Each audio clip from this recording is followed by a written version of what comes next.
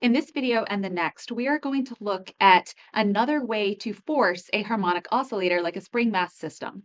So imagine I have a spring mass system and I want to exert a force on it, which is kind of like striking it with a hammer.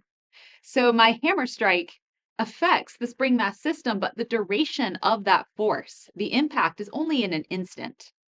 So what we are going to do is create a new concept. It's like a function. It's not actually a real function called the unit impulse or the Dirac delta, which we can use to model this idea of an instantaneous strike. So how can we start thinking of this? Okay, let me imagine that my hammer strike happens at a seconds or when t equals a. Then, whoops, this marker is not good. Okay, there we go. Make it work. If this is, say, my position of my spring mass system, and this is the time axis, then perhaps I want to strike my harmonic oscillator at a seconds. Well, what we know is that over here and over here, the amount of force that we are going to hit our harmonic oscillator with is 0. So your first inclination might be to create the graph of something that looks like a jump discontinuity. Perhaps I have, say, a unit of force up here, and then, it's 0 to the left and 0 to the right. And that is the idea, but it's not going to work in the context of differential equations solved with Laplace transforms. And the reason why is that if we're working in the environment of integration, this kind of function is not going to affect our integral computation at all. The area under this function, the way that I've graphed it, is 0. So in fact, if you took this function and multiplied it with any other function and took the integral, you're going to get 0 because everywhere where time is not equal to a, this force is 0. So what we're going to do is try to approximate this idea, but create a sequence of functions which still have an effect in the world of integration. So if I integrate the function from, say, negative infinity to infinity, or perhaps just from time equals 0 to infinity, I'm going to get 1 unit of area. So that's like, it's actually going to affect our harmonic oscillator. All right, so here's how I'd like to do this. And perhaps I should say now that the construction we're going to do is not going to be entirely rigorous because the end result is going to be something called a generalized function. It's not the kind of function that you work with in a typical calculus class. So everything I'm going to do is really illustrating an idea. And I hope that you like the construction and that it makes sense to you and gives you good intuition. But if you wanted a really rigorous treatment of this, it would not come in a first semester differential equations course, but maybe more of an analysis course. Okay, so what I'm going to do, maybe I should give myself a little bit more room just to write, is take that moment A,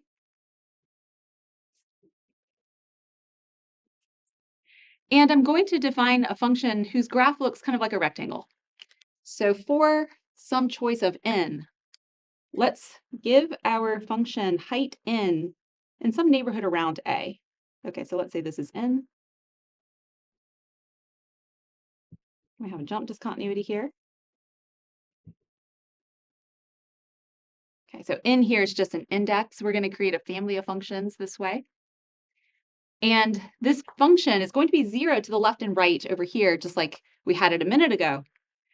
But it's not going to be 0 all the way up to a. Instead, I'm going to give it a little window of width 1 over n, so that the area of this rectangle is 1 over n times n, so it's area 1. Let's do that by taking a and subtracting off 1 over 2n. So that will be our left point over here. And then over here, we'll call this point a plus 1 over 2n, so that the total width of this interval is 1 over n. Let me name this particular function as I've set it up, the function f sub n of x, or sorry, t. So this function is 0 up to this moment when t is a minus 1 over 2n, and then it's going to jump up to n. It will stay at n, then it's going to jump back down at a plus 1 over 2n, and then it's 0 after that. I don't need to set up an integral to compute the area under the curve because this is a rectangle. The width is 1 over n, the height is n. So the integral of f sub n of t from, let's say, it doesn't even matter. You could go from negative infinity to infinity or 0 to infinity. Let me just write that. Sorry, negative infinity to infinity of this function is 1 because it has 1 unit of area under the curve. Okay, so take a moment to just digest this function as I've written it, and then imagine if this is creating a family of functions for each n, what do we want to do with this family? So there's kind of a background notion that I'm alluding to. Just take a moment to expect what the next step will be.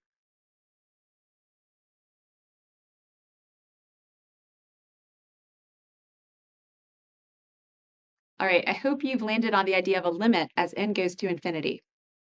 As n goes to infinity, the height of our rectangle is going to get higher and higher. That's going to be offset by the fact that the rectangle also gets narrower and narrower. So as n goes larger and larger, the left side and the right side are going to move closer and closer to A.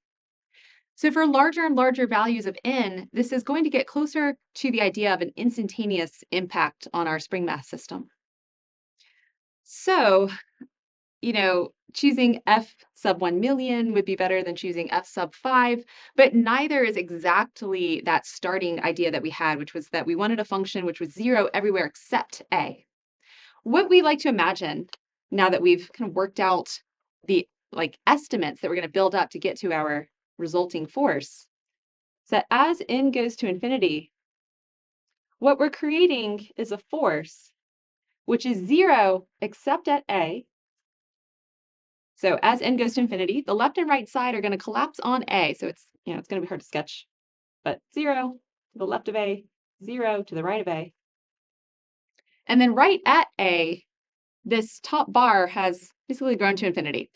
This is not a function, right? So this might be something that you've never seen before. I'm going to go ahead and sketch it like this.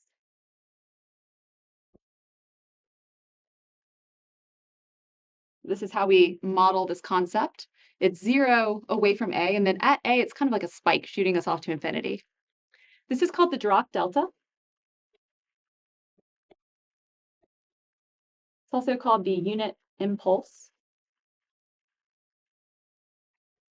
Impulse because we're impacting our spring mass system at just one moment in time. Unit because the way we've set it up, all of the functions that led to its creation had 1 unit of area under the curve. So if you wanted to give it twice the amount of force, you would just take this result and double it in your computation. Okay. How we describe this function is we call it delta. And if it's centered at A, so here I'm setting this up at some positive number A, we write it as delta of t minus A. If I put this spike right at 0, it would just be delta of t. And then this is taking that, it's not a function, but let me call it a function for a second. It's taking that function at 0 and just shifting it A units to the right along the t-axis. Okay, this is not a function, right? So the spike here doesn't look like something a function should have. We call this a generalized function. I'm not going to get too much more into detail with how this generalized function behaves. It's a little beyond the scope of our look at differential equations and solving them with the Laplace transform. But if you wanted to study more about what this creation actually is, you would want to take an analysis course that covered, say, the theory of distributions. Our goal is to solve differential equations where the left-hand side, say, represents the natural motion of a harmonic oscillator, and the right-hand side has a forcing expression that looks like this. So we imagine some hammer strike. That means that we need to know how to take the Laplace transform of this Dirac delta. What I'm going to do first, because we're actually going to do this 2 different ways, what I'm going to do first is take the Laplace transform of this family of functions and then let n go to infinity. Justifying rigorously that this process is fair is beyond the scope of this lesson. So I just want to point out that the limiting process here needs a little bit more of a rigorous justification than I'm going to provide in this video. The math will work out. And then after we've taken the Laplace transform using this geometric approach, we are going to revisit the Dirac delta. I'll give you essentially a one-line way to define it. That will lead us to a different characterization of it. We'll compute the Laplace transform using the second characterization, and we're going to arrive at the same thing. Okay, so let's take a moment now to just stick with this idea first and compute the Laplace transform of this shifted Dirac delta. So I'll imagine taking delta of t minus a exactly as I've imagined it here.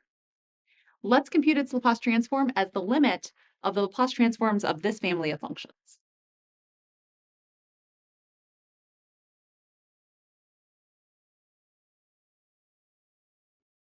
All right, let's work through the first of two computations that will lead us to the Laplace transform of the Dirac delta. So what I'm going to do is compute the Laplace transform of f sub n. We'll do that in the usual way by multiplying it by e to the negative st and doing the improper integral from 0 to infinity. And then we are going to let n go to infinity.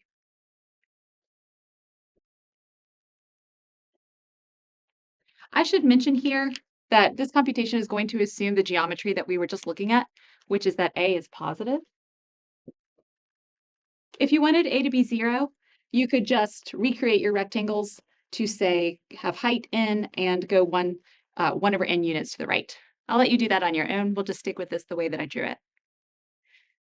This computation isn't exactly fair for several reasons. One is that the limit of this family doesn't even exist in the traditional sense. So we say it approaches the Dirac delta using this theory of distributions that we're not going to go into together. So that's one thing I should justify here, and I'm not going to because this is a video leading to some Laplace transform computations. The other thing here that's not fair without justification is that if I want to put the Dirac delta right here, so if this expression is meant to lead to the Dirac delta, I am integrating a limit, but here I pull that limit out front. So you have to be careful in math when you interchange operations. In this case, I'm interchanging the notion of limit and integral. Usually that's something that in an analysis course you would need to make more rigorous. Here, we're just going to work with this. Okay, so just stick with me. The good news is that although this is an improper integral, we're not going to have to evaluate it as an improper integral because this function was mostly 0. So if I look at this product for most t values between 0 and infinity, it's 0 away from that center point a. So we can now take this improper integral and only consider the part where our function f sub n had height n. That's the only place where it wasn't 0. Okay, all that to say, let's go on to the right and say that this is the limit as n goes to infinity of n, sorry, lots of letters here. Let's see, it was a minus 1 over 2n. So that was the left side of the rectangle, and the right side was a plus 1 over 2n. Okay. And then between those two places on the t-axis, this function had value n. That's just a number, so that's nice. E to the negative st dt. All right. I am actually going to make just a letter change so that instead of this 1 over 2n, we're going to have it just arranged a little bit differently. And this is something that it doesn't seem motivated at the time. And in fact, I don't even remember exactly what I want to do. So let me see what I wrote down. I worked this out this morning. Let's essentially go from this discrete index n to a continuous variable. I'm going to go to define, let's call it x, to be negative s over 2n. That's what I was checking if I had s over 2n. No, negative s over 2n just turned out to be a little cleaner. The reason why doesn't seem super motivated at this moment, but we would end up with this kind of expressions inside of exponential functions, and I just think that this little change that we're going to make makes the rest of the computation cleaner. You don't have to do this. If you want to see why I did this, what you could do is pause the video and work out this computation. This isn't intractable. This is something that you can do as it's written down. You'll get to a moment where you're like, this is fine, it's just a little messy, and then this is going to come in and clean up that mess. All right. With this change, let me just rewrite this expression. As n goes to infinity, x is going to go to 0. And then a minus 1 over 2n is going to be like a plus, why am I not able to do this, x over s? The negative is tripping me up, but it did make the math cleaner, dropping this negative here. Then the top bound will be a minus x over s. Okay, sorry, this is the bottom bound for this integral, and this is the top bound for this one. Then n itself is negative s over 2x. I'm not going to change anything here because actually what I was trying to get rid of with this little variable shift here is the n. So let's leave this as e to the negative st dt. Let me give you a minute to go through those changes I made one at a time. You could finish this if you'd like to. You could finish it in its original form, and then I will come back and finish the computation.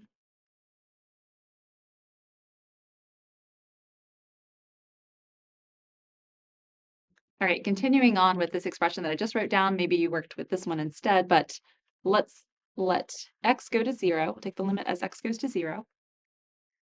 We are anti-differentiating here with respect to t. So this is just going to stay as negative s over 2x. And then anti-differentiating this is just going to be e to the negative st, pick up negative 1 over s. So you can see why that negative was there. And then our bounds are from a plus x over s to a minus x over s. Okay, so negative, negative, s's cancel. We have the limit as x goes to 0.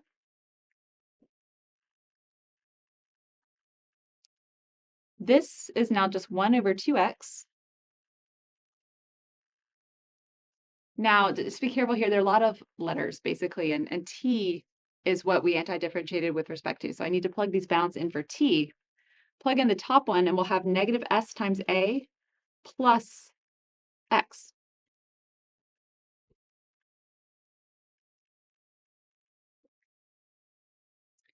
Minus negative s times a minus x.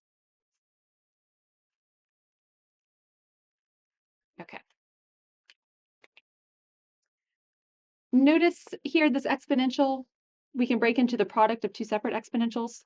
So e to the negative sa plus x is the same thing as e to the negative sa times e to the x. Same story over here. Separate them a little bit.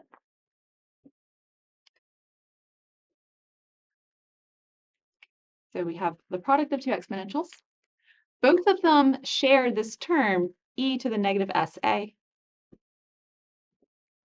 And that term actually has nothing to do with x. I'm going to go ahead and pull it in front of the limit.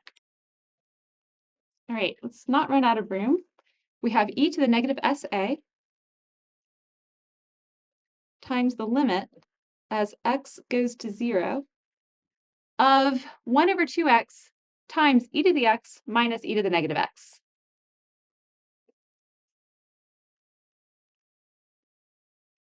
Like that. This is an indeterminate form. So if you got this far and finished it, great. Hopefully you are checking your work. If you didn't take it this far, or you did it differently, go ahead, pause, and use L'Hopital's rule to finish this computation.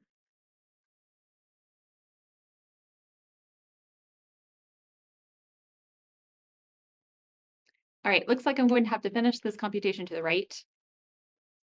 So here we're treating x like a continuous variable that we can differentiate with respect to. We're going to apply L'Hopital's rule to this indeterminate form. We still have that exponential e to the negative sa out front. And then we have the limit as x goes to 0. Differentiate the top and we get e to the x plus e to the negative x. And on the bottom, we just get 2. As x goes to 0, e to the x goes to e to the 0, which is 1. So does e to the negative x. So overall, this is 1 plus 1 divided by 2. This whole limit is 1. All right, so this is our first computation to arrive at the Laplace transform for the Dirac delta. So the Laplace transform for the Dirac delta centered at A is actually really nice. It's just e to the negative sa.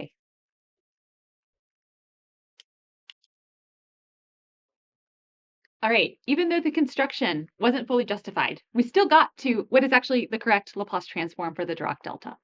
If you redid the construction to center it at a equals 0, so to have that spike at along the axis where t equals 0, you would actually get to the same Laplace transform with a equals to 0, which means that the Laplace transform of the Dirac delta centered at 0 is just 1. That's probably pretty surprising. So if we wanted to, we could just start solving differential equations now. That's what we will do in our next video on this topic. However, I'm not ready to stop talking about the Dirac delta. So what we're going to do is erase all of this, and I'm going to give you essentially a different way to imagine defining it or to set it up. We will recognize it as related to something that we've recently discussed, and that will give us an alternative way to compute the Laplace transform. Again, everything here needs a little bit more justification from a higher level analysis course, but hopefully between this discussion and what we're about to go through, you will have a pretty good understanding of how the Dirac delta works.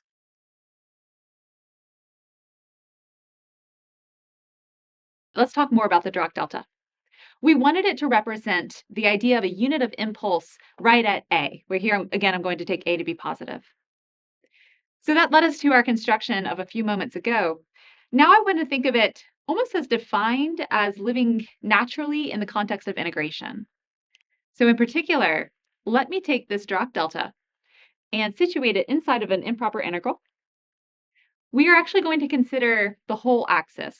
So let's go from negative infinity to t dx. Okay, so we are anti-differentiating here with respect to x, and then this variable t here represents where I would cut off my integral. So we can start all the way down at negative infinity. You can make that 0 if you wanted to. I just picked negative infinity because it was more comprehensive. So I'm saying, what should this integral be as a function of where we stop integrating? So if I'm going like all the way along, where do I cut off my area?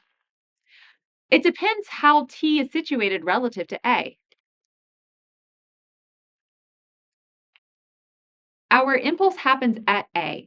So if we cut this off before A, then we are not going to pick up any area under the curve because we said to the left of A, this was 0. So it will be 0 if t is less than A. I'm not going to say what it is at A. It's one of those cutoff points that I'll just leave kind of unspecified.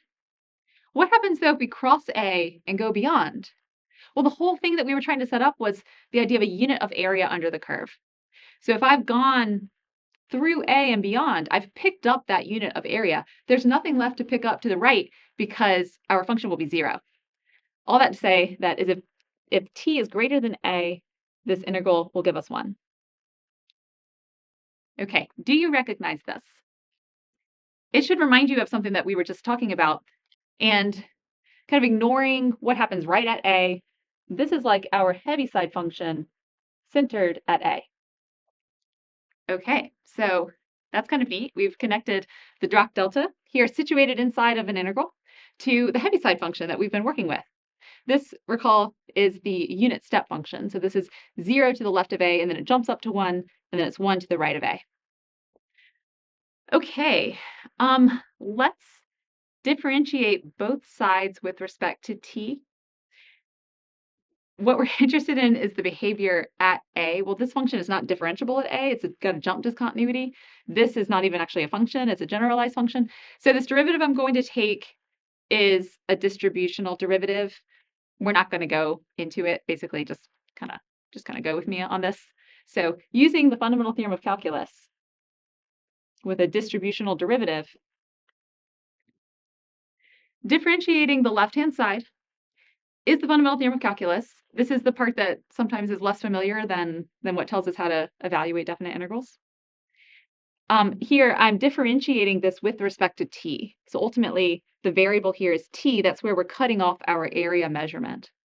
If I differentiate this function with respect to t, I'm actually just going to drop t into that function here. All that to say that this is going to be the Dirac delta of t minus a. Basically, I'm alluding to the fact that the fundamental theorem of calculus tells us that differentiation and integration are inverse processes. So here I've differentiated an integral. So I'm going to extract out of that the integrand function. Over here, it's, again, it's not exactly fair because this is literally not differentiable right at a, but we're going to say it's h prime of t minus a. Okay, so a lot of kind of strange notions in this lesson. Let's make sense of this because I actually like this characterization. Notice that h is almost always flat, right? So it's a step function. We go from one step to another. On those steps, the derivative is 0. And that's because they're steps, they're flat, so they have flat tangent lines. That agrees with what we wanted to say for the Dirac delta. To the left of a and to the right of a, that puts us on those steps for the Heaviside function. So to the left of a and to the right of a, it should be 0.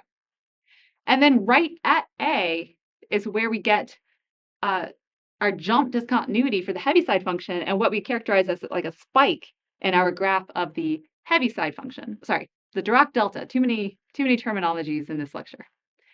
Okay, so we've got this jump discontinuity happening here where we're trying to take a derivative. Here we've got this spike that we sent off to infinity. So, it needs a little bit more, I think, but it kind of like makes intuitive sense to me. And if you like this, that's great because we know how to take the Laplace transform of the Heaviside function. We know how to take the Laplace transforms of derivatives.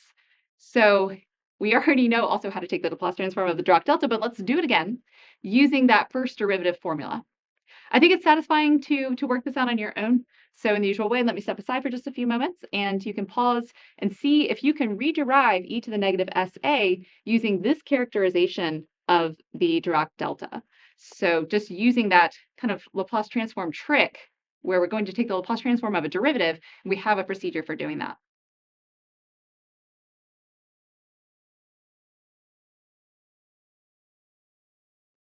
All right, making use of this relationship between the Dirac delta and the Heaviside function, let's find the Laplace transform of the Dirac delta centered at a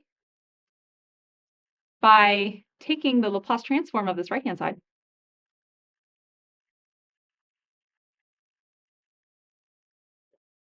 Taking the Laplace transform of a first derivative is going to look like s times the Laplace transform of the original function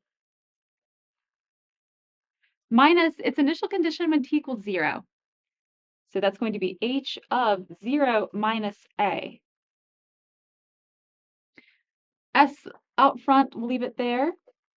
The Laplace transform of the Heaviside function shifted to a is e to the negative as divided by s. And then because I've chosen positive a, this is unambiguous. This is 0. This is the left step. Okay, that's great because we get out of it exactly what we wanted to. So once again, the Laplace transform of the Dirac delta centered at positive a is e to the negative as. What you would do if your spike was at t equals 0 is a little less clear here because of this ambiguity at 0. Okay. However, it's going to work out again that if we let a go to 0, we're going to get 1. So I'll just state that as a fact. So the Laplace transform of the Dirac delta centered at 0 is 1. All right, that wraps up this look at the Dirac delta. In the next video, I will present two differential equations. One will be first order, it's a nice warm up. One will be second order, that's going to be a little bit more involved. And we will have forcing on the right-hand side, that's just a standard Dirac delta. We will Laplace transform both sides and figure out what the solution should look like.